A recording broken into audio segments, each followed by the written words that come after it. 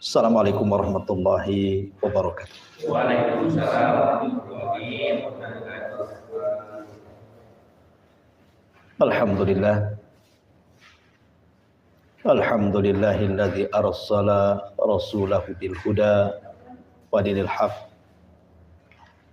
liyudhhirahu 'ala ad-dini kullihi wa kafa billahi syahida wa kafa billahi wakila. Asyhadu an la ilaha illallah wahdahu rabbi la syarika lah wa asyhadu anna Muhammadan abduhu wa rasuluhu alladzi la nabiyya ba'dah, amma ba'du. Alhamdulillah, malam ini kita kembali duduk di tempat yang insyaallah diberkahi Allah Subhanahu wa taala. Dan saya berhusnudzon kepada antum semuanya datangnya ke sini dalam rangka berthalabul ilmi. Salawat terding salam terhadiahkan kepada Rasul kita, Nabi akhir zaman, Sayyidul awwalin wal akhirin, Nabi Allah Muhammad sallallahu alaihi wa ala alihi wasallam. Ma'asyiral muslimin yang muliakan Allah Subhanahu wa taala. Kita masih berada di pertengahan bulan Rabiul Awal. Artinya kita diingatkan dengan banyak sejarah Nabi sallallahu alaihi wasallam di bulan ini. Bahkan kalau boleh saya katakan bahwa bulan Rabiul Awal itu adalah rangkuman dari seluruh sejarah Nabi. Karena 3 peristiwa yang merangkum itu semua terjadi di bulan Rabiul Awal. Pertama, kelahirannya terjadi di Rabiul Awal. Yang kedua, hijrahnya juga terjadi di Rabiul Awal. Dan yang ketiga, wafatnya pun terjadi di Rabiul Awal. Artinya sejarahnya terangkum dari awal, tengah, dan juga akhir. Walaupun di bulan Rabiul Awal itu tidak ada ibadah khusus yang diperintahkan baik dalam Al-Quran ataupun Sunnah. Akan tetapi bulan Rabiul Awal itu bulan sejarah. Terutama mengenang kembali kelahiran Rasul kita, Nabi besar Muhammad sallallahu alaihi wasallam. Mungkin malam ini kita lari dari tema yang tadi, mungkin kita kembali ke awal tentang kelahiran Nabi sallallahu alaihi wasallam biar juga merasakan bulan Rabiul Awal ini. Ma'asyiral muslimin yang dimuliakan Allah Subhanahu wa taala. Kelahiran Nabi sallallahu alaihi wasallam ini sudah diprediksi ratusan tahun oleh bangsa Arab sendiri. Nanti saya akan ceritakan beberapa raja Arab yang mereka mendapatkan informasi tentang kelahiran Nabi sallallahu alaihi wasallam. Di dalam Al-Qur'anul Karim ada 2 ayat saya akan bacakan, di mana Allah Subhanahu wa taala menceritakan tentang kaum yang disebut dengan Tubba. Allah Subhanahu wa taala berfirman, "Kadzabat qablahum qaumun Nuhin wa ashabur rasyyi wa Tsamud wa 'adun wa fir'aun wa ikhwanu Lut wa ashabul aikati wa qaumut Tubba kullun kadzabar rusula fa haqqa wa'id." Telah mendustakan sebelum mereka kaum Nuh, kemudian kaum Rash, kemudian Tsamud, kemudian bangsa Ad dan juga Fir'aun, serta kaum Lut, dan juga ashabul Aikah, serta kaum Tubba. semua mendustakan para utusan, maka mereka berhak mendapatkan ancaman. Dalam surat yang lain Allah mengatakan, ahum khairun am qaumut tubbah walladzina min qablihim akhlaqnahum innahum kanu mujrimin. Apakah mereka lebih baik ataukah kaum Tubbah? Dan orang-orang yang sebelum mereka kami hancurkan karena mereka adalah umat yang pendosa. Di dalam dua ayat ini, dalam surah Dukhan dan juga surah Qaf, di sini Allah Subhanahu wa taala menjelaskan kepada kita ada satu kaum yang disebut dengan kaum Tubbah. Siapa kaum Tubbah ini? Kalau kaum Ad ma'ruf, diutus kepada mereka Nabi Allah Hud. Kaum Samud juga ma'ruf, diutus kepada mereka Nabi Allah Saleh. Kemudian Ashabul Aikah ma'ruf, disebut dengan Madian, diutus kepada mereka Nabi Syuaib. Dan begitu seterusnya. Lalu siapa kaum Tubbah ini? Ma'asyiral muslimin yang dimuliakan Allah Azza wa Jalla, ada yang mengatakan bahwa Tubbah ini adalah kaum Sabah. Kaum yang dihancurkan oleh Allah Subhanahu wa taala karena kekufuran mereka kepada para nabi. Jadi diutus kepada mereka nabi, mereka kufur. Padahal kaum Sabah ini kaum yang luar biasa dari segi nikmat yang Allah Subhanahu wa taala anugerahkan kepada mereka. Tetapi kemudian mereka kufur nikmat, akhirnya Allah Subhanahu wa taala jebolkan satu bendungan Ma'rib, akhirnya melulantakkan satu kota. Banjir. Yang ingin saya ceritakan bukan kaum Tubbah, tapi Tubbahnya. Beda kaum Tubbah dengan Tubbah. Kalau Tubbah itu rajanya, kalau kaum Tubbah itu umatnya. Ya. Allah Subhanahu wa taala tidak pernah mencela Tubbah. Yang Allah cela itu kaumnya. Kenapa? Karena Tubbahnya justru orang soleh. Sampai-sampai Ali radhiyallahu an ketika ditanya tentang Tubbah ini, apakah dia seorang nabi, ataukah dia seorang rasul, ataukah dia seorang raja, ataukah dia hamba yang soleh? Ya. Maka beliau mengatakan beliau bukan nabi, beliau bukan rasul, beliau adalah raja dan hamba yang saleh. Jadi ini kisahnya mirip dengan Raja Ethiopia ya. Raja Najasyi.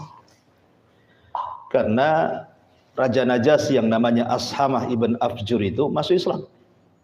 Tetapi satu Ethiopia semua kufur. Makanya saat wafatnya Najasyi, Nabi SAW mensalat gaibkan karena tidak ada yang menyolatkan di Ethiopia. Makanya Rasul kemudian merintahkan sahabat untuk melaksanakan salat gaib. Dari sini terjadi polemik tentang salat gaib. Apakah salat gaib itu dilakukan hanya untuk jenazah yang belum disolatkan? Ataukah boleh juga salat gaib itu bagi jenazah yang sudah disolatkan? Karena Nabi SAW hanya melakukan salat gaib kepada Najasyi. Dan Najasyi belum disolatkan. Tapi ini masalah fikih, ada yang membolehkan yang sudah disolatkan, ada yang tidak membolehkan khusus kepada yang belum disolatkan saja. Tapi saya tidak hendak cerita Najasyi, saya hendak cerita Tubbah. Kalau kita bercerita tentang Raja Tubbah, atau dikenal dengan As'ad, Tubban As'ad, seorang Raja Yaman, maka sebelumnya ada raja yang dikenal dengan sebutan Rabi'ah ibn Nasr. Rabi'ah ibn Nasr itu dia adalah keturunan Adnan. Adnan ma'ruf dari kakek buyut Nabi sallallahu alaihi wasallam. Jadi Rabi'ah ibn Nasr ini adalah penguasa Yaman, penguasa Arab. Suatu ketika dia bermimpi, dikagetkan dengan mimpinya. Karena mimpinya itu sangat menakutkan. Akhirnya kemudian dia undang seluruh dukun-dukun.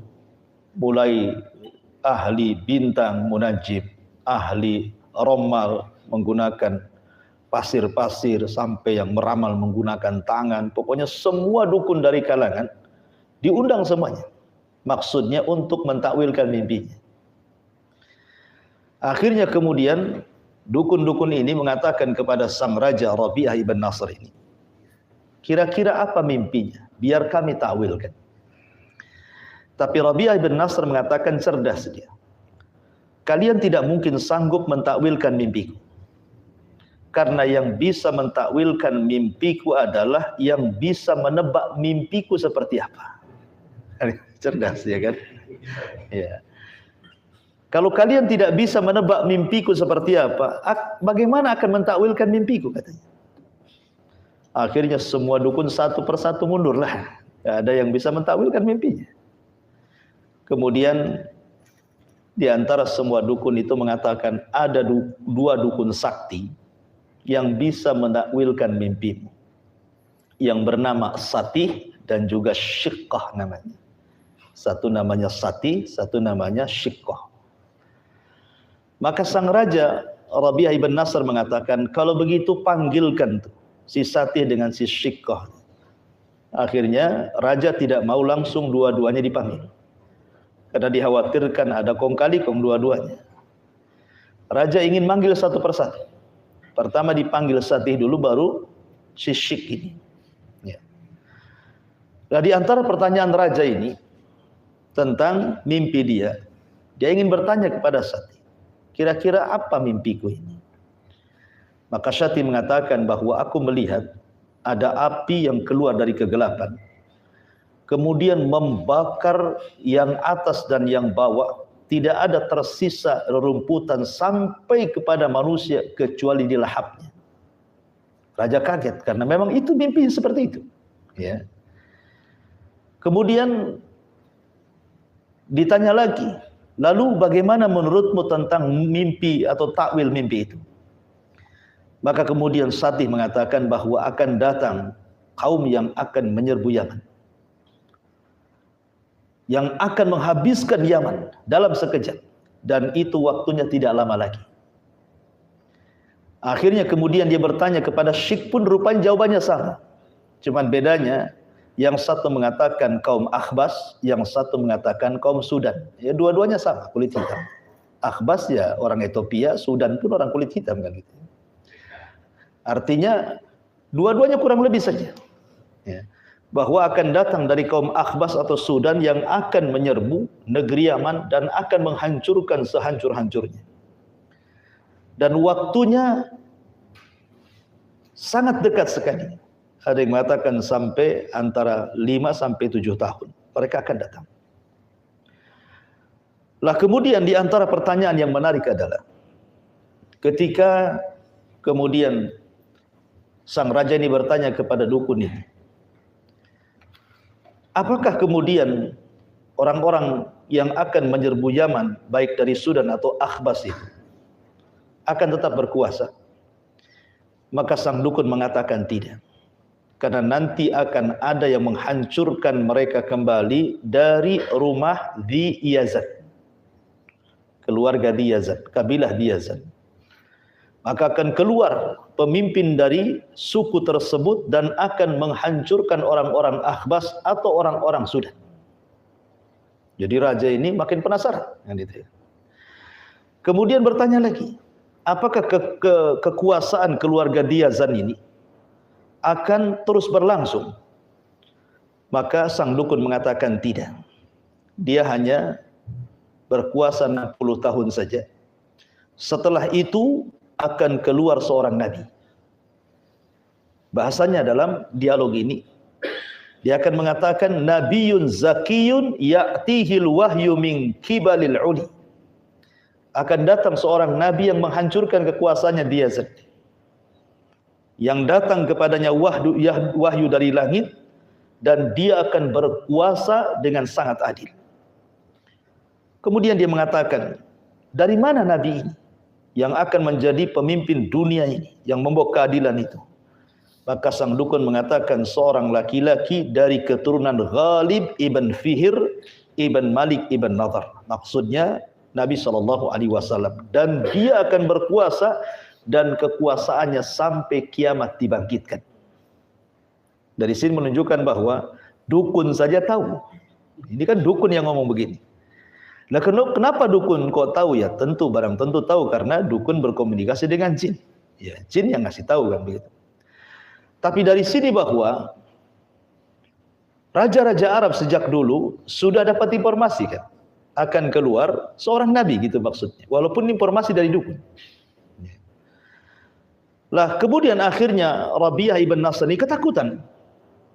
Makanya kemudian setelah dia bertanya kepada Syekh juga sama jawabannya, kepada Satih juga sama jawabannya, akhirnya kemudian dia bergegas membawa seluruh keluarganya, semua barang-barangnya hijrah dari Yaman menuju Irak ke Hiran.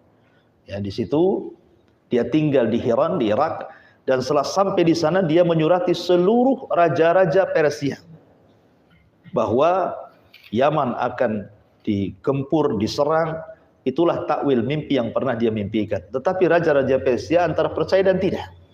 Intinya akhirnya kemudian Rabi'ah ibn Nasr meninggal dunia di Hiran di Irak. Rupanya takwil mimpi yang diceritakan itu menjadi kenyataan nanti kalau kita bicara tentang seorang laki-laki namanya Saif ibn Diyazan. Rupanya dari keluarga Ibn Diyazan itu lahir orang namanya Saif ibn Diyazan yang nanti dia akan berjumpa dengan Abdul Muthalib. Tapi sebelum kita kisah ke situ, maka raja yang kedua setelah Rabi'ah ibn Nasr adalah Tubba yang kita akan ceritakan di sini. Ma'asyiral muslimin yang dimuliakan Allah Subhanahu wa taala. Raja Tubba adalah satu-satunya raja yang beriman kepada ajaran Taurat. Karena ketika itu kan belum ada Isa bin Maryam, belum turun. Jadi peristiwanya itu antara Nabi Musa dengan Nabi Isa. Ya, antara Nabi Musa dengan Nabi Isa. Sehingga kemudian si Tubba ini atau Tubban As'ad ini dia beriman kepada Taurat. Bagaimana dia bisa beriman kepada Taurat? Padahal ketika dia berkuasa di Yaman, orang-orang Yaman itu kalau tidak menyembah api karena terpengaruh dengan Persia gitu ya, mereka penyembah berhala. Jadi Raja Tubba ini, Malikut Tubba ini, walaupun penamaan Tubba sendiri menjadi khilaf para ulama, ada yang mengatakan kenapa Tubba disebut Tubba? Karena kalau dia perang itu kan kekuasaannya kan kemana-mana tuh Raja Tubba ini, sampai ke daratan India dan Afrika. Ya. Ada yang mengatakan bahwa kalau dia menyerang sebuah negara, sebuah negeri itu, maka dia mengikuti arah terbitnya matahari.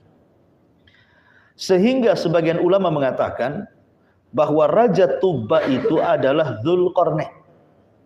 Nama lain daripada Dzulqarnain itulah Raja Tubba. Karena Dzulqarnain itu Raja Yaman. Setiap yang didahului dengan Dzu berarti menunjukkan Raja Yaman. Seperti Dzunwas, penguasa Nejron, pakai Dzu juga ya. Dzulqarnain, berarti kalau ada Dzu itu menunjukkan penguasa Yaman. Ada yang mengatakan Tubba adalah Dzulqarnain. Tapi ada juga yang mengatakan tidak. Istilah Tubba itu menurut Imam Ibnu Katsir rahimahullahu taala adalah setiap raja yang menguasai 3 wilayah Yaman. Pertama Himyar, yang kedua Saba, yang ketiga Hadral Maut. Kalau ada raja menguasai 3 daerah ini, berarti rajanya disebut Tubba. Dan istilah Tubba itu istilah Raja Yaman. Sebagaimana Fir'aun istilah Raja Mesir, Kisra istilah Raja Persia, Kaisar istilah Raja Romawi gitu ya.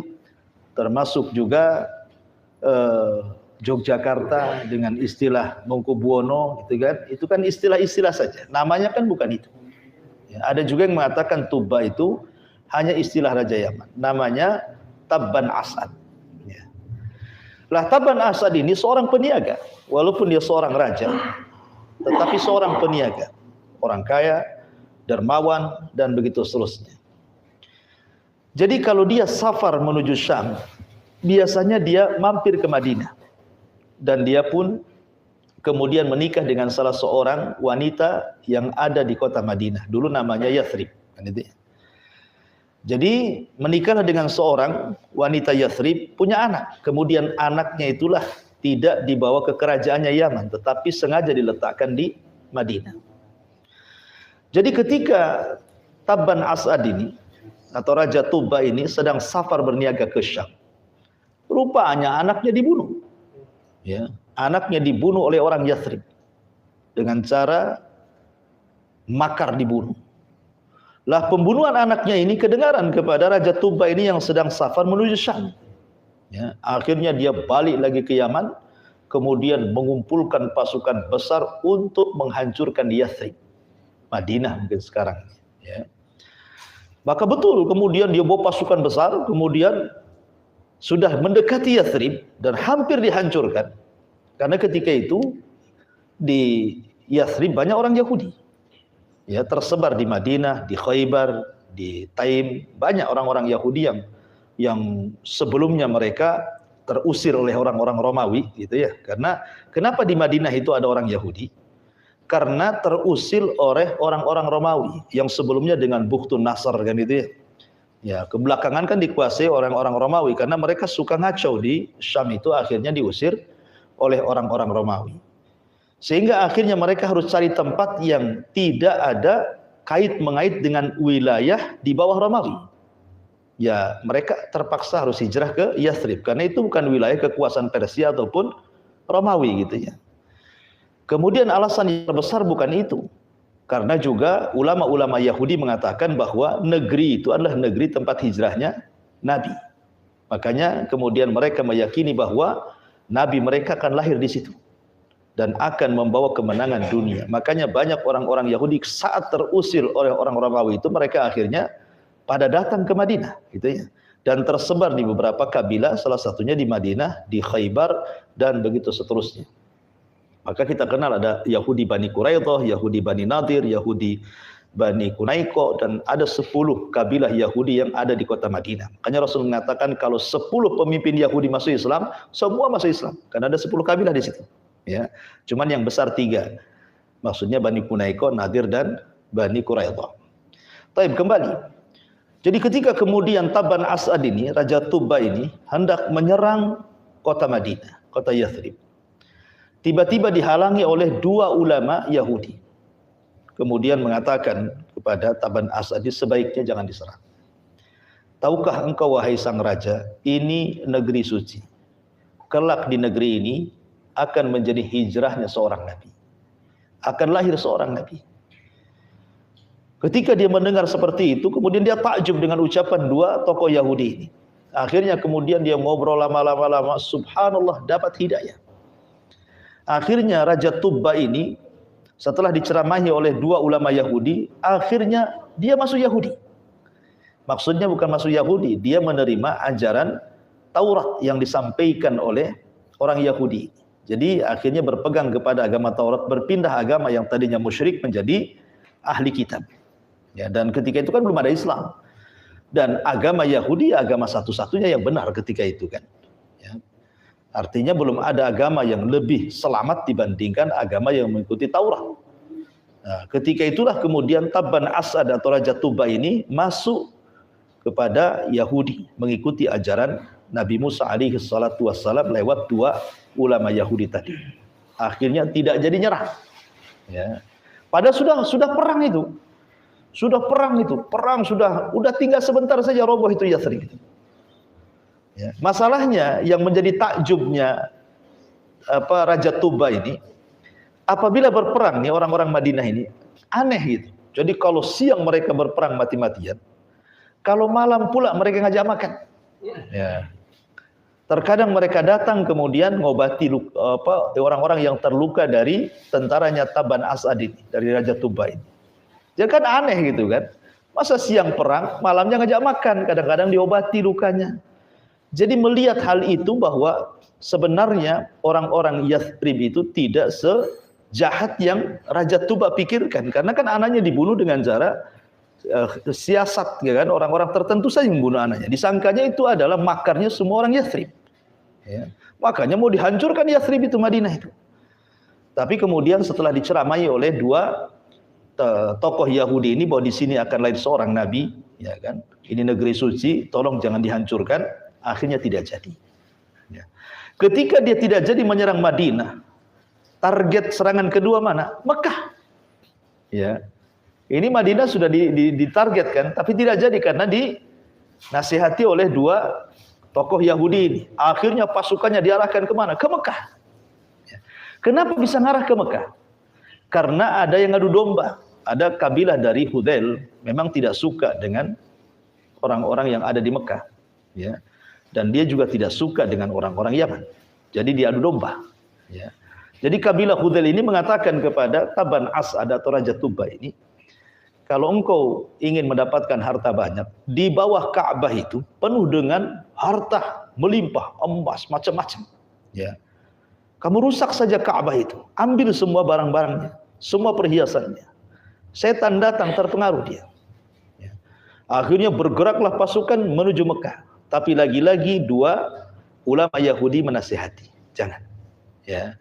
Kalau engkau tetap menghancurkan Ka'bah dan juga menghancurkan kota Mekah, akan ada azab yang datang kepadamu. Dan sehati, jangan sampai. Sebaiknya kau datang ke Mekah, agungkan Mekah. Kau tawaf di situ, kau cukur rambut di situ, kau agungkan di situ. Akhirnya kemudian dia berpikir ulang gitu ya, hendak menyerang Mekah, sampai akhirnya Allah Subhanahu wa taala kirim penyakit kepada Raja Tuba, akhirnya sakit dan tidak bisa bangkit. Akhirnya kemudian tokoh Yahudi ini mengatakan supaya dia bertobat dan dihilangkan hatinya untuk menyerbu Mekah. Ya. Ketika betul-betul hatinya sudah nggak ada lagi niat untuk menyerbu Mekah, menghancurkan Ka'bah, sudah hilang sudah. Ya. Tiba-tiba Allah sembuhkan. Dia makin yakin bahwa sebenarnya itu bukan tempat yang tidak bisa diserang. Ya, itu tempat haram, tempat suci, tidak bisa diserang. Dari situlah akhirnya kemudian dia pun menuruti dua kata tokoh Yahudi ini. Dia tawaf di situ, dia agungkan Mekah. Ketika dia kemudian bermalam di Mekah, malamnya dia bermimpi. Dalam mimpinya kemudian dia disuruh untuk membuat kiswah bagi Ka'bah. Karena ketika itu Ka'bah belum ada kiswahnya. Ya, masih berbentuk batu-batu gitu saja.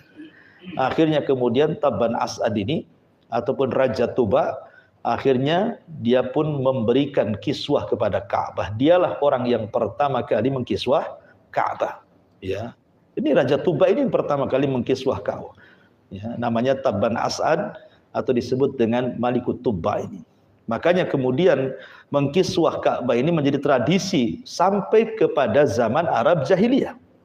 Ya, sampai ada seorang namanya Al-Walid Ibn Mughirah, seorang tokoh dari tokoh-tokoh Quraisy ketika itu.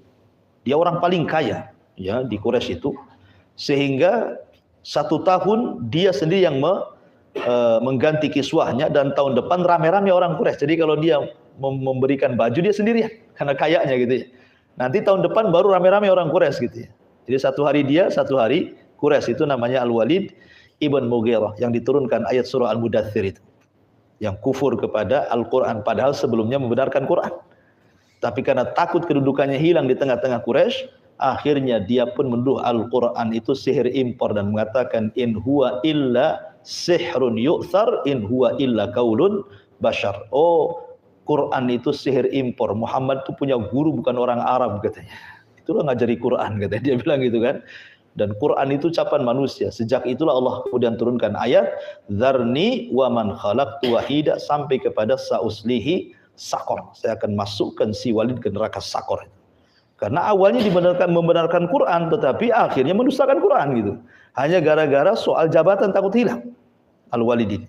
Tetapi yang saya ceritakan Walid ini orang dermawan karena dia mengkiswah Ka'bah itu setahun dia sendiri. Nanti tahun depannya baru orang-orang Quraisy gitu. Ya. Jadi sampai tradisi kiswah Ka'bah dari sejak zaman Raja Tuba sampai hari ini kan kerajaan Saudi setiap tahun kemudian mengganti kiswah Ka'bah, ya kan?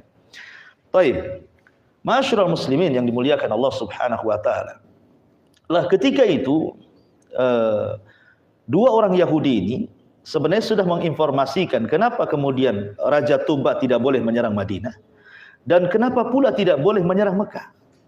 Ya tadi karena kemudian membaca kitab-kitab Taurat bahwa di sinilah akan lahir seorang nabi.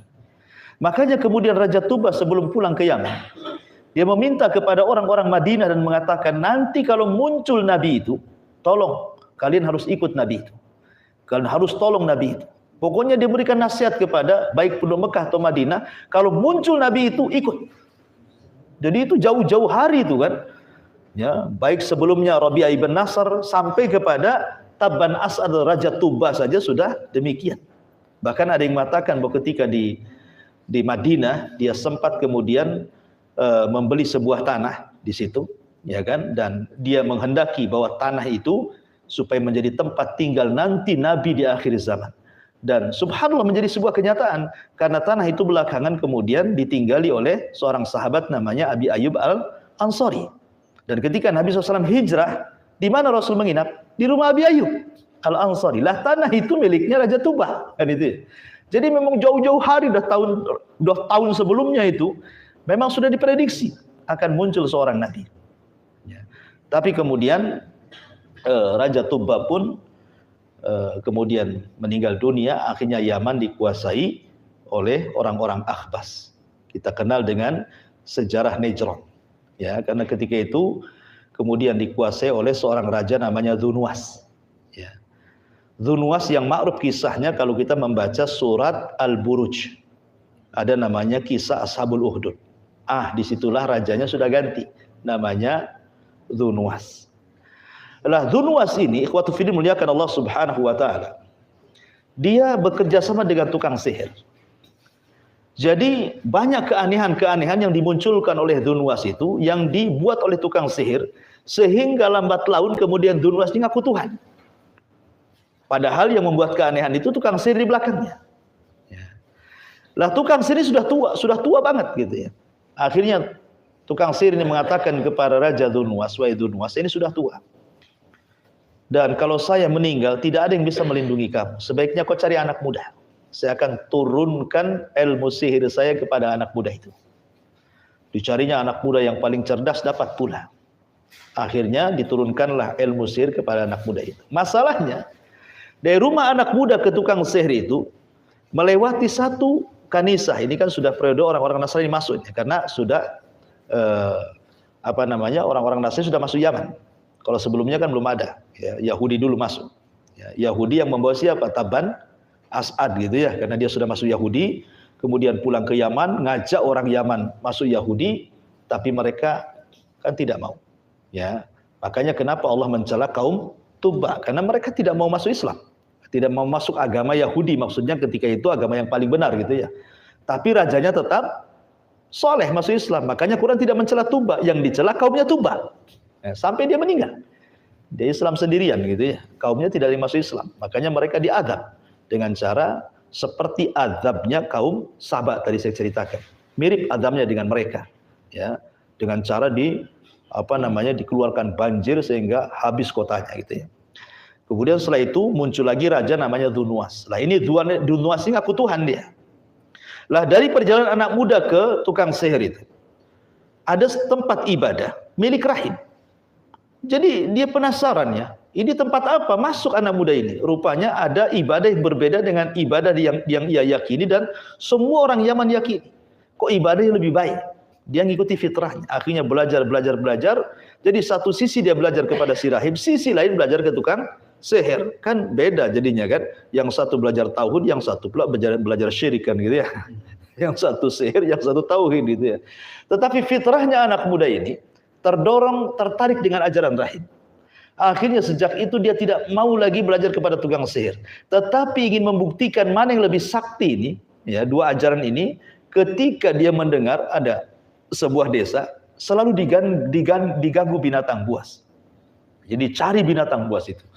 Setelah ketemu diambil kerikil dan dia bersumpah, kalau memang ajaran sang rahib ini lebih hebat dibandingkan ajaran si tukang sihir itu, tolong bunuh ini dengan kerikil kecil, tanpa mantra, ya kan?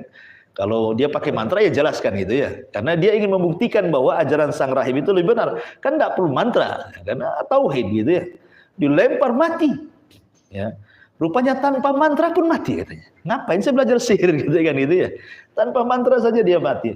Sejak itulah dia nggak mau belajar lagi tukang sihir dan fokus belajar kepada sang rahib sampai akhirnya sang rahib mengatakan, semua ilmu yang sudah kuajarkan sudah selesai. Kau pergi sana berdakwah, jangan sebut-sebut namaku. Disitulah akhirnya anak muda ini diberikan kemampuan mampu mengobati apapun penyakit.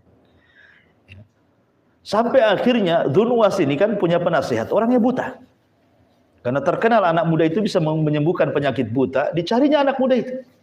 Akhirnya kemudian setelah ketemu, minta diobati, tapi syaratnya satu, dia harus beriman kepada Allah. Dia harus beriman kepada Allah, akhirnya kemudian dia pun siap beriman, asal matanya sembuh. Setelah dia beriman, diusap matanya, berdoa, sembuh dia. Dzunwas ini kaget, dia kan ngaku Tuhan, ya kan? Jadi siapa yang menyembuhkan kamu? Dia mengatakan Allah. Ini kan penghinaan, masa Tuhan kok ada Tuhan lagi kan itu ya. Didesak, akhirnya ngaku anak muda ini. Setelah dia dimasukkan ke penjara, ditangkap anak muda ini, ditanya lagi anak muda belajar dari mana, akhirnya dipaksa, akhirnya ngaku juga si rahib, ditangkap juga si rahib, tiga-tiganya masuk sel. Disitulah kemudian raja menyiksa 3 orang ini. Dengan cara apa? Digergaji. Sininya, belah 2. Itu yang diisyaratkan oleh Nabi SAW dalam hadis Khabbab bin Arat. Ketika Khabbab bin Arat tidak tahan karena setiap hari disundut oleh besi panas majikannya, dia mengatakan, ya Rasul, berdoalah kepada Allah agar Islam cepat menang, gitu ya. Kata Rasul, jangan tergesa-gesa Khabbab. Dulu loh ada orang yang digergaji, terbelah menjadi 2, juga tidak geming keimanannya. Maksudnya kisah Ashabul Ukhdud ini, ya. Jadi pendeta itu digergaji, kemudian si menterinya digergaji, tapi anak muda ini tidak mau dengan cara seperti itu. Maunya dilempar dari atas bukit, disaksikan manusia. Biar orang tahu kurang ajar nih sama Tuhan, gitu, sama raja. Ketika naik ke atas bukit dibawa oleh prajuritnya, anak muda berdoa kepada Allah agar minta dilindungi. Maka bukit itu bergegar gitu ya, lini, gempa, semua prajuritnya jatuh mati semua, dia selamat. Akhirnya ditangkap lagi sang raja, kata sang raja, buang di tengah lautan. Dibawa sama perahu, anak muda berdoa lagi, datang gelombang, habis perahunya terguling, semua prajurit mati, dia pula selamat. Pokoknya dengan cara apapun tidak pernah mati-mati anak muda. Ya. Akhirnya kemudian anak muda ini berpikir, saya kemana saja pasti ditangkap, pasti ada upaya pembunuhan. Akhirnya dia berpikir, bagaimana caranya kematiannya bermanfaat. Akhirnya dia menyerahkan diri ke raja dan mengatakan, ya raja, kau kan dari dulu ingin membunuh aku. Ya, sebenarnya gampang bunuh aku. Syaratnya cuma 2. Kumpulkan orang Najran semua. Ya, letakkan di tengah lapang aku. Nanti aku akan berikan 1 anak panah. Kau sediakan busurnya. Ya. Kemudian yang kedua, saat kau menembak aku dengan anak panahku, ada mantranya. Mantranya apa? Bismillahi Rabbil Ghulam. Itu saja. Ya. Akhirnya betul-betul dikumpulkan 1 Najran, kata Ibnu Katsir rahimahullahu taala dalam kitab Bidayah wa Nihayah itu, orang yang hadir di situ sampai 20.000. 20.000 lebih bangsa Najran kumpul di situ. Raja Dzunwas sudah siap-siap dengan panahnya. Ketika Raja Najran Dzunwas ini melesatkan panahnya, dia tidak lupa membaca mantra yang diajarkan anak muda itu. Apa mantranya? Bismillahi Rabbil Ghulam. Dengan menyebut nama Allah, Rabbnya anak muda itu. Tidak paham bahasa itu menggagalkan ketuhanannya. Ya kan, dia kan ngaku Tuhan. Kenapa disebut Tuhan orang? Itu maksudnya. Ya, harusnya menyebut dirinya lah kan dia Tuhan. Kenapa pula sebut Tuhan orang? Berarti dengan menyebut nama Tuhan anak muda itu batal ketuhanannya. Tidak sadar dia. Batal ketuhanannya. Ketika raja ngomong begitu, 1 Najran mengatakan aman Nabi Rabbil Ghulam. Saya beriman dengan Robnya si Gulam itu, katanya. Pusinglah raja. 3 orang yang kurang ajar, sekarang 20.000 di depannya kurang ajar. Coba hilang 3, tumbuh 20.000. Akhirnya sang raja minta yang 20.000 murtad, tak mau. Disediakanlah parit api, 1 persatu dimasukkan ke api. Subhanallah, tidak ada yang murtad satupun. Ya, makanya kisah yang disebut Ashabul Ukhdud. Kisah Ashabul Ukhdud, baca dalam surah Al-Buruj. Masalahnya, kezaliman apapun ikhwatu fiddin, apalagi menghilangkan nyawa sampai 20.000 orang. Allah mengatakan, wala tahsabannal ladzina ghafilan amma ya'malu zalim. Jangan kau sangka Allah itu lalai dari orang-orang yang zalim. Ya. Tiba-tiba kemudian dari 20.000 itu ada yang lolos, ada yang melarikan diri. Kemana? Ingat ketika itu ada 3 kerajaan Nasrani besar. Ya. Yang pertama Syam, Romawi. Yang kedua Habasyah, Ethiopia. Yang ketiga Mesir. Ya. Kalau Syam dipimpin Herakli. Kalau di Ethiopia dipimpin Najasyi. Kalau di Mesir dipimpin oleh siapa? Muqawqus, yang ketika disurati oleh Nabi untuk masuk Islam enggan, tetapi memberikan hadiah 2 budak, 1 Maria Kiptia dan 1 Raihanah. Gitu ya. Kemudian Maria diambil budaknya Rasul dan Raihanah dihadiahkan kepada Hasan ibn Thabit. Ya. Lah, kemudian ketika itu Raja Romawi kan jauh Romawi ke Yaman. Makanya akhirnya dia menyurati kolega yang sama-sama negara Nasrani, ya Habasyah. Dia kirim surat ke Habasyah. Bahwa ini tanggung jawab Habasyah, ya, untuk menyerang Najran.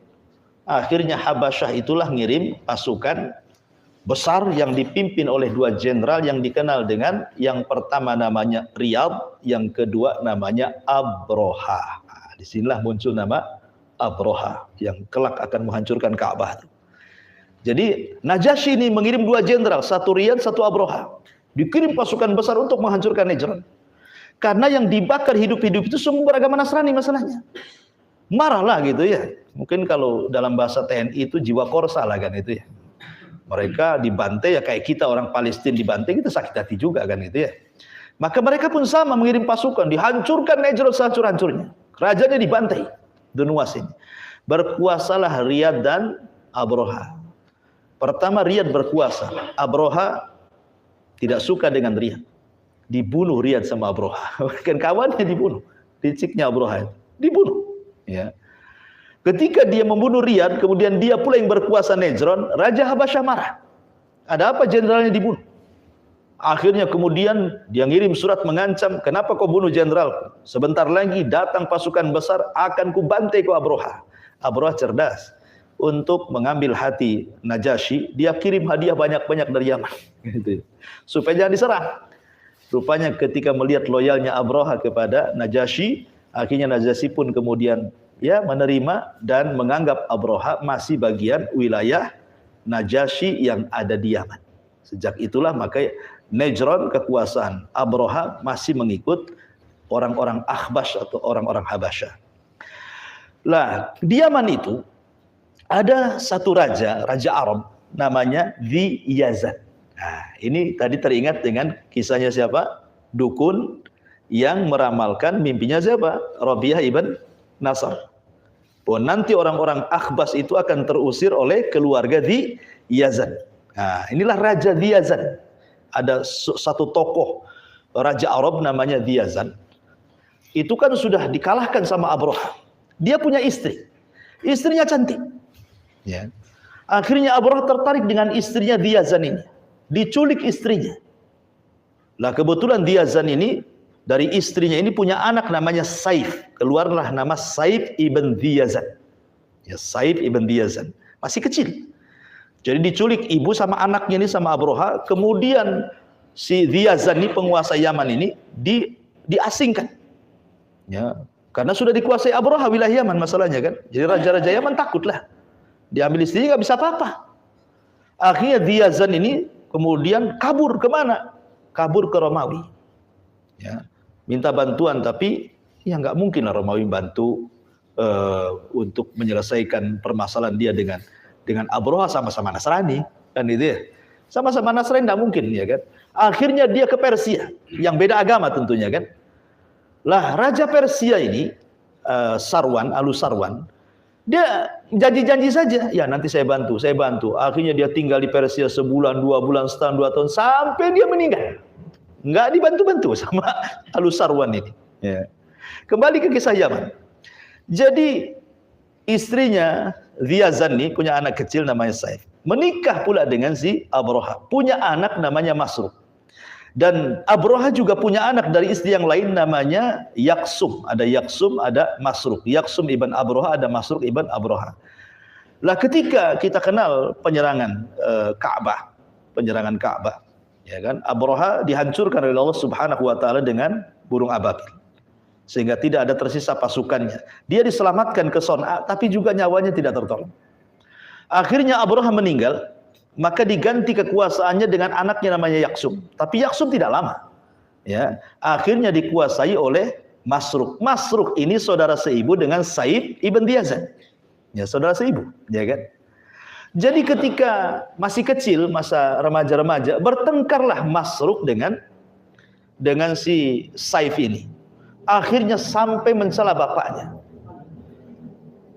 Saif ini dikiranya dia anak Abroha, kan dia nggak tahu bapaknya. Ya kan masih kecil gitu ya. Akhirnya dia ngadu sama ibunya, sebenarnya saya ini anak siapa gitu maksudnya gitu. Kok saya bukan anak Abroha, kata. Dicela bapaknya, Diyazan ini. Jadi ibunya baru membuka kartu. Engkau itu anak dari Raja Arab yang direbut kekuasaannya sama Abroha. Sejak itulah dendam Saif ibn Diyazan ini sama Masruq dan juga orang-orang Akhbas yang ada di Yaman. Orang-orang Habasyi. Ya. Tapi dia pendam dendamnya kan masih kecil. Sehingga setelah dia dewasa, dia berpikir gimana caranya mengusir orang-orang Akhbas di Yaman ini. Karena sekarang sudah dipegang oleh saudaranya namanya Masruq. Ya. Kemudian dia terpikir untuk meminta bantuan kemana? Ke Romawi juga. Datang dia ke Romawi. Ditolak juga. Ya namanya sama-sama Nasrani, tidak mungkin lah kan itu. Mengusir Nasrani dengan Nasrani. Akhirnya dia datang lagi ke Kisra seperti bapaknya. Lah sebelum dia datang ke Kisra, di Irak Hiran itu ada di bawah kekuasaan Kisra. Di situ ada raja Arab namanya Nu'man ibn Munzir. Namanya Nu'man ibn Munzir, itu kawan dia. Jadi sebelum datang ke Persia, dia datang kepada Nu'man ibn Munzir. Meminta bantuan. Ya. Tapi Nu'man ibn Munzir mengatakan, kami ini tidak punya pasukan kalau melawan orang-orang Ethiopia, mana sanggup. Ya. Tapi Nu'man ibn Munzir, saya punya cara. Karena waktu itu negara dia di bawah negara Persia. Dan dia harus bayar upeti setiap bulannya. Ya. Akhirnya dia mengatakan, nanti sebentar lagi kita akan kirim upeti, ayo kita sama-sama ke Persia. Kita akan minta bantuan ke Persia. Nah, gitu kata Nu'man ibn Munzir, sarannya. Maka Saif ibn Diyazin ini akhirnya berangkat dengan Nu'man ibn Munzir ke Raja Persia. Kita tahu bahwa Raja Persia itu dituhankan oleh orang-orang Persia. Jadi kalau raja duduk di singgasana pakai tirai, gitu kan. Maka kalau ada orang datang tuh harus sujud. Tidak boleh tidak sujud. Kalau sudah tirai dibuka, nampak raja, sujud semua orang Persia itu. Jadi Nu'man ibn Munzir, Saif ibn Diyazan masuk, semua sujud. Nu'man ibn Munzir sujud, kecuali Saif ibn Diyazan. Tidak sujud, cuma nunduk gini saja. Raja Persia kan aneh, ini kurang ajar, ini siapa ini? Harus semua orang sujud kok dia nggak sujud. Akhirnya tanya, kenapa kau tak sujud katanya. Terus dia mengatakan kepada Nu'man ibn Munzir, ya Nu'man, ini siapa orang ini? Berani-beraninya kau tidak sujud kepadaku katanya. Kata Nu'man ibn Munzir, dia adalah Raja Arab, sedang bertamu. Oh, Raja Arab katanya kan. Ada apa, kenapa kau tidak sujud? Kemudian dia mengatakan, bukan tidak mau sujud. Di otakku banyak masalah katanya. Aku tidak sempat sujud kata dia bilang kan. Kemudian diceritakan ya masalah dirinya. Sampai akhirnya kemudian dia minta bantuan kepada Raja Kisra Persia ini. Tetapi kan Yaman itu negara padang pasir, bukit, unta, kemudian kambing, apalah gunanya kan itu. Jadi orang Persia, kami kaya. Kalau kami harus membantu kamu merebut Yaman, lah apa Yaman itu? Yaman itu hanya gunung, padang pasir, hanya unta, ya kambing. Apa manfaatnya bagi kami gitu maksudnya. Sudahlah pulang saja, saya kasih hadiah. Ya.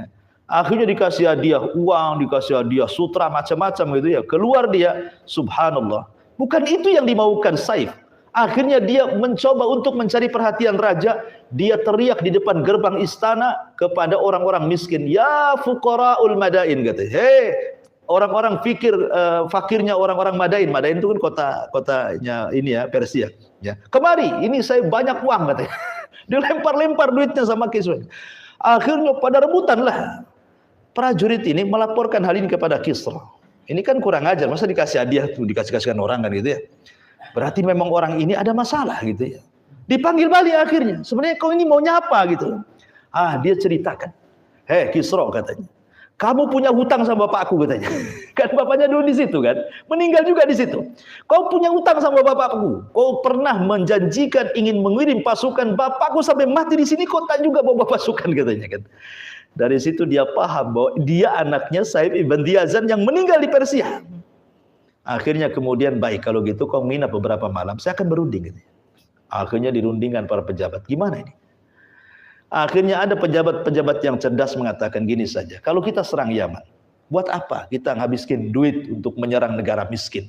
Apa faedah kita? Cuman gini saja, di penjara kan banyak orang jahat. Ya, banyak koruptor, banyak macam-macam di penjara itu. Kita gunakan saja orang-orang penjara, kita kasih baju besi, kita kasih senjata, biar mereka saja yang ke sana, katanya. Pandainya menteri-menteri. Jadi kalau mereka mati semua, nggak ada yang rugi.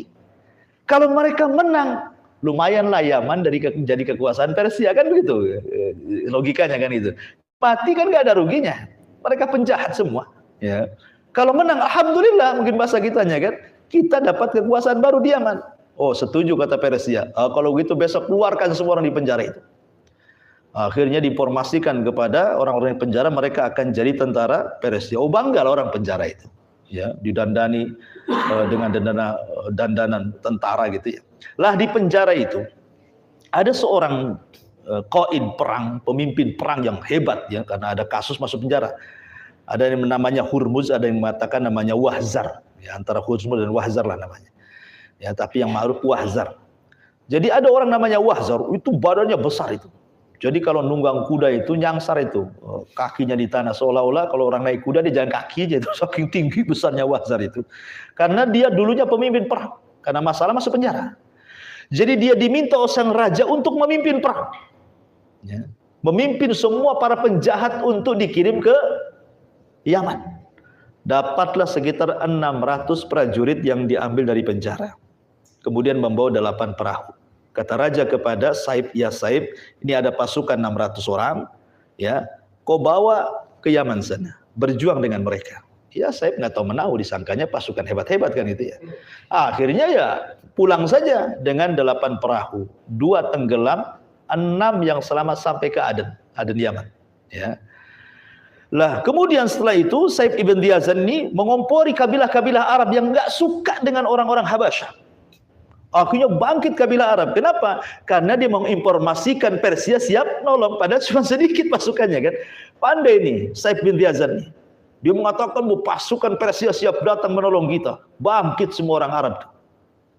Akhirnya mendengar bahwa orang Arab bangkit bergabung dengan 600 tentara Persia. Ini Masruq ibn Abroha ini juga menyiapkan pasukan yang jauh lebih besar, berlipat-lipat. Lah dalam peperangan itu Wahzar ini dia kan punya busur besar, tidak bisa dipegang oleh orang biasa. Ya, dia mengatakan kepada Saib, ya Saib, nanti kalau dalam pertempuran, kau tunjuk saja mana namanya si Masruq itu, katanya. Akhirnya ketika peperangan yang gak imbang sebenarnya, karena tentara Masruq ini kan lebih kuat, ya kan? Sebenarnya gak imbang itu, kalaupun disangkanya sudah menang, cuman memang taktiknya Wahzar ini pintar. Jadi ketika ada lengahnya si Masruq ini dipanah dari atas bukit, kena pula di tengah-tengah matanya, hancur kepalanya. Ketika mati, disitulah kemudian ya namanya hilang pemimpinnya, lemah pasukannya. Langsung kemudian diserbu, akhirnya semua orang-orang Akhbas Ethiopia pulang semuanya. Di sini terusirnya orang-orang Nasrani dari Yaman. Ya, masalahnya datangnya orang Nasrani, datang pula Majusi. Kan gitu ya. Kan Nasrani masih mendingan kan begitu bahasanya ya. Karena masih ada Nabi Isa gitu ya, ada Injilnya. Ini Najasyi, apa namanya, orang Persia nyembah api, orang musyrik. Makin rusak lah kan itu Yaman kan itu. Jadi musyrik akhirnya. Makanya ketika Nabi SAW hijrah dari Mekah ke Madinah, Madinah itu kan masih terpengaruh dengan budaya Persia di Yaman. Masih buat perayaan-perayaan Persia. Kata Nabi SAW, tinggalkanlah perayaan itu. Karena Allah sudah menggantikan dengan 2 perayaan yang jauh lebih baik, Idul Fitri dan Idul Adha kan itu ya. Karena pengaruh Persia di Yaman masalahnya. Ya. Jadi ketika kemudian Said ibn Diyazan ini berkuasa, di bawah kekuasaan Persia harus mengirim upeti tiap tahun kan. Lah ketika dia mulai jadi raja itulah, banyak suku-suku Arab datang. Ya, dalam rangka mengucapkan selamat sudah bisa mengusir orang-orang Akhbas. Disinilah datang rombongan Abdul Muthalib. Ya, Abdul Muthalib datang bersama Abdullah ibn Jad'an, bersama Abdullah ibn Abdi Syamsi, bersama siapa lagi bapaknya Khadijah itu Khuwailid, ya kan? Itu juga datang Umayyah bin Abdi Syamsi, Abdullah bin Jad'an, Abdul Muthalib, Khuwailid datang, dan tokoh-tokoh Quraisy itu datang ke Son'a ingin ya mengucapkan selamat karena mereka kan nggak suka dengan orang-orang Akhbas itu yang ada di Arab karena mereka sudah menjajah masalahnya. Ya. Lah ketika itulah maka kan nggak kenal Said ibn Diyazan dengan Abdul Muthalib ini. Ya. Baru kenalan setelah berjumpa. Siapa kamu gitu ya? Saya Ahlul Haram, saya memuliakan Baitullah begini. Kemudian Saif ibn Diyazan melihat muka Abdul Muttalib, dia teringat dengan apa yang pernah dia baca dari kitab-kitab yang selama ini dia baca, dan dia pun yang punya pengetahuan yang ya kedukun-dukunan lah mungkin begitu ya, ramal-ramalan gitu ya. Akhirnya dia minta waktu dengan Abdul Muttalib untuk berbincang dua mata. Nah, kalau 4 mata kebanyakan ya, 2 mata saja. Akhirnya kemudian diceritakan bahwa aku melihat raut mukamu wahai Abdul Muttalib. Ya, aku lihat bahwa akan lahir seorang nabi dari keturunanmu katanya. Tahu Abdul Muttalib kaget, akan lahir keturunanmu katanya. Dia dari keturunanmu, dan dia tidak punya ayah, tidak punya ibu. Dia punya tanda di sebelah kiri bahu kirinya, tanda kenabian. Ya, semacam kutil bahasa kitanya ya. Ya, sebesar telur burung gitu, dalam riwayatkan gitu. Dan ketika kedua orang tuanya mati, maka anak ini akan dikafil oleh paman dan kakeknya. Banyak cerita, sampai Abdul Muttalib itu terperangah lah. Kok tahu orang ini? Maksudnya apa ini kan? Baru Abdul Muttalib cerita, ya memang saya punya cucu katanya. Saya punya anak namanya Abdullah, menikah dengan Aminah. Dia punya anak namanya Muhammad. Dia pun menyebut nama Muhammad, jadi sama ada kecocokan. Ya. Makanya kenapa orang Arab itu ketika mendekati diutusnya kelahiran Nabi SAW, banyak orang yang kemudian memberi nama anaknya Muhammad. Karena memang sudah tersebar bahwa hari dekatnya lahirnya seorang Nabi itu sudah dekat gitu dengan tanda-tandanya. Hafidz Ibnu Hajar rahimahullah ta'ala sampai menyebutkan ada 14 orang namanya Muhammad. Jadi ketika lahir kasih nama Muhammad, ketika lahir dia kasih Muhammad. Tapi kan Muhammad yang mana kan gitu ya? Allah kan hanya memilih satu Muhammad. Ya. Akhirnya kemudian Abdul Muttalib pun hanya dikasih tahu sama Saif ibn Diyazan, hati-hati. Ya, anak cucumu akan jadi nabi, hati-hati dari orang Yahudi. Itu saja. Dia mengatakan hati-hati dari orang Yahudi. Kemudian Abdul Muttalib pulang. Setelah pulang rupanya Saif ibn Diyazan dibunuh, meninggal. Ya. Dan kemudian ya Yaman kacau lah, ada majusinya, ada akhbasnya, macam-macam ya. Sampai akhirnya diutusnya Nabi SAW dan bisa membuka kota Yaman menjadi negara Islam. Ya, dari sini kita tahu bahwa dari mulai orang Yahudi, kemudian Nasrani, kemudian juga para raja Arab, itu sebenarnya sudah memprediksikan kelahirannya. Sudah memprediksi akan lahir Nabi, akan lahir. Sampai ke dukun pun prediksi lahirnya Nabi. Seperti dukunnya Rabi'ah ibn Nasr tadi. Dari sini menunjukkan sebenarnya kenabian Nabi SAW itu sudah tidak dilakukan lagi. Apalagi orang-orang Yahudi yang memang sejak dari dulu mereka datang ke Arab itu karena terusir oleh orang-orang Romawi, dan juga karena membaca kitab-kitab mereka paham betul tentang kenabian itu. Makanya kenapa orang-orang Khazraj dan Aus itu mendapatkan informasi secara detail tentang kelahiran Nabi dan tentang diutusnya Nabi. Dari siapa? Dari orang Yahudi. Makanya ketika mereka haji pertama ketemu dengan Nabi, mereka lihat tanda-tandanya kok kayak diceritakan orang Yahudi ini. Akhirnya mereka beriman duluan kan. Orang Khazraj dan Aus akhirnya jadi orang-orang Ansor. Yahudi yang sudah nunggu ratusan tahun dan beriman. Ya. Padahal ketika kelahirannya, mereka tahu malam ini ada yang melahirkan seorang Nabi. Kenapa? Karena ada tanda yang disebut dengan irhasat. Irhasat itu kan ada keanehan sebelum lahir, mendekati kelahiran, ada keanehan saat kelahiran, dan ada keanehan setelah kelahiran. Itu namanya irhasat. Ya. Adapun sebelum kelahiran ya kayak tadilah munculnya perang gajah 50 hari kan. Setelah itu baru lahir Nabi gitu ya. Terus kemudian juga macam-macam lah. Tetapi walaupun demikian banyak riwayat-riwayat yang dhaif, yang maudhu. Ya. Ada juga yang mengatakan kemudian saat kelahiran inilah salah satu cirinya irhasat adalah munculnya bintang Ahmad yang ada di Madinah. Dan itu tidak diketahui kecuali orang Yahudi. Makanya ketika muncul bintang itu, orang-orang pembesar ulama Yahudi keluar semua. Kemudian mengatakan, ini malam lahirnya Nabi katanya. Coba, semua 10 kabilah itu gedor rumah mereka. Ada enggak wanita yang melahirkan? Coba bayangkan, dari mulai Bani Quraidah, Bani Kunaiko, Bani Nadir, Bani Auf, Bani Ghassan, macam-macam kabilah Yahudi di Madinah itu. Subhanallah, malam itu tidak ada satupun wanita yang melahirkan. Mulai cemas-cemas nih orang Yahudi ini. Kok nggak ada yang melahirkan nih, bintang dah muncul kan gitu. Setelah beberapa hari setelahnya terdengar di Mekah ada yang melahirkan di tepat ketika bintang itu muncul. Nangislah ini para ulama Yahudi ini dan mengatakan laqad zahabat nubuwwatu Bani Israil, sungguh telah hilang kenabian Bani Israil dan diambil orang Mekah, katanya. Dari sini sebenarnya orang Yahudi sudah tahu kan, karena dia mengatakan telah hilang kenabian Bani Israil dan telah diambil orang Mekah. Artinya mereka mengakui bahwa itu nabi. Ya. Cuman karena hasadnya, kenapa orang Arab, kenapa enggak Bani Israil? Itu yang menjadikan terhalangnya hidayah orang-orang Yahudi. Hanya gara-gara tidak dari Bani Israil itu saja. Kenapa? Karena selama mereka tinggal di kota Yathrib, mereka sudah berperang melawan Khazraj dan Aus itu ratusan tahun. Sehingga orang Arab itu sudah jadi musuh dia. Kok nabinya dari musuhnya, gitu bahasanya. Ya, itu yang kemudian menjadi dendamnya orang Yahudi itu. Kok yang selama ini kita perangi orang-orang Arab, kenapa pula nabinya dari situ, gitu. Makanya kenapa kemudian mereka hasadnya luar biasa. Tidak mau. Padahal sudah jelas buktinya nih, ya. Ketika Nabi SAW hijrah ke Madinah, pembesar Yahudi ini menghadap Nabi. Kemudian bertanya beberapa soalan dan mengatakan, kalau kau bisa menjawab kau seorang Nabi. Kalau kau tidak bisa menjawab kau bukan Nabi. Nabi bisa menjawab semua soalan itu. Tidak ada yang tidak bisa dijawab Nabi. Kenapa? Karena wahyu turun. Ketika orang Yahudi mengatakan, yang ngasih tahu jawabanmu siapa ya Muhammad? Kemudian kata Rasul, Jibril. Oh, Jibril musuhku, katanya. Jibril musuh kami, katanya. Jadi sampai ke Jibrilnya dimusuhi. Makanya turun ayat, man kana aduwwa lillahi wa malaikati wa Jibril wa Mikal, kan gitu ya. Fa innahu aduwwil kafir. Siapa yang musuhi Allah, malaikatnya, Jibrilnya, Mikailnya, dia musuhnya mereka semuanya. Mereka orang-orang kafir, kata Allah.